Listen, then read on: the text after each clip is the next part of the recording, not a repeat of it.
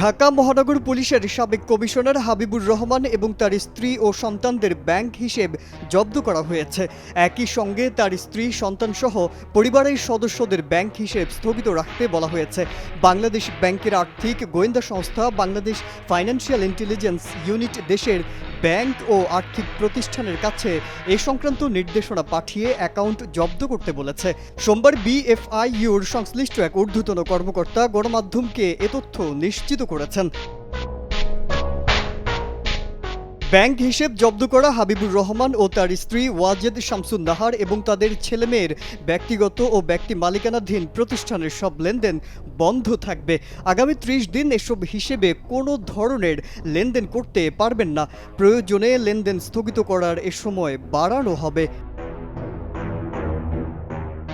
লেনদেন স্থগিত করার এ নির্দেশের ক্ষেত্রে মানি লন্ডারিং প্রতিরোধ বিধিমালা সংশ্লিষ্ট ধারা প্রযোজ্য হবে বলে বিএফআইইউর চিঠিতে বলা হয়েছে। চিঠিতে হাবিবুর রহমান ও তার স্ত্রীর নাম, জাতীয় পরিচয়পত্রের তথ্য দেওয়া হয়েছে। বিএফআইইউর নির্দেশনায় আরও বলা হয়েছে, কোনো হিসেব স্থগিত করা হলে হিসেব সংশ্লিষ্ট তথ্য বা দলিল চিঠি দেওয়ার তারিখ থেকে 1 কর্মদিবসের মধ্যে তাদের কাছে পাঠানোর জন্য ব্যাংক ও আর্থিক প্রতিষ্ঠানগুলোকে বলা হয়েছে।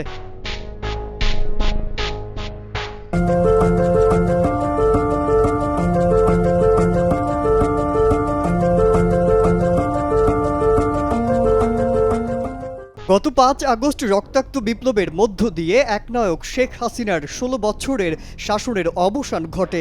শেখ হাসিনা দেশ ত্যাগ করে পালিয়ে ভারতে আশ্রয় নেয়। এরপর তার সময়ের দুর্নীতিগ্রস্ত কর্মকর্তাদের বিরুদ্ধে ব্যবস্থা নেওয়া শুরু হয়েছে। আওয়ামী লীগ সরকারের সময় হাবিবুর রহমান পুলিশের প্রভাবশালী কর্মকর্তা হিসেবে পরিচিত ছিলেন। এদিকে 7 আগস্ট হাবিবুর রহমানকে ডিএমপি কমিশনারের পদ থেকে বদলি করে পুলিশ অধিদপ্তরে সংযুক্ত করা হয়। এরপর গত 13 আগস্ট থেকে তাকে চাকরি থেকে অবসর দেয়া হয়। তার বিরুদ্ধে আন্দোলন দমনে মারমুখী অবস্থানে থাকা সহ নানা অভিযোগ রয়েছে। একাধিক হত্যা মামলার আসামিও হাবিবুর রহমান। এছাড়া আওয়ামী লীগ সরকার ক্ষমতা টিকিয়ে রাখতে প্রশাসনে চরম দলীয়করণের নজির স্থাপন করেছে, যার প্রভাব ফুটে উঠেছে ছাত্র জনতার আন্দোলন দমনে পুলিশের নির্বিচারে গুলিসহ ভয়ঙ্কর অপেশাদারিত্বের। ছাত্র জনতার আন্দোলনে সরকার পতন হলেও তার দোসররা এখনও ঘাপটি মেরে বসে আছে।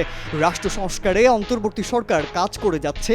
সবকিছুতে শিথিলতা আসলেই হয়তো নির্বাচনের দিনক্ষণ ঘোষণা করা হবে। রাজনৈতিক দলগুলো এখন চাতক পাখির মতো তাকিয়ে আছে কবে আসবে এই ঘোষণা। মাজহারুল আলম, কালের কণ্ঠ।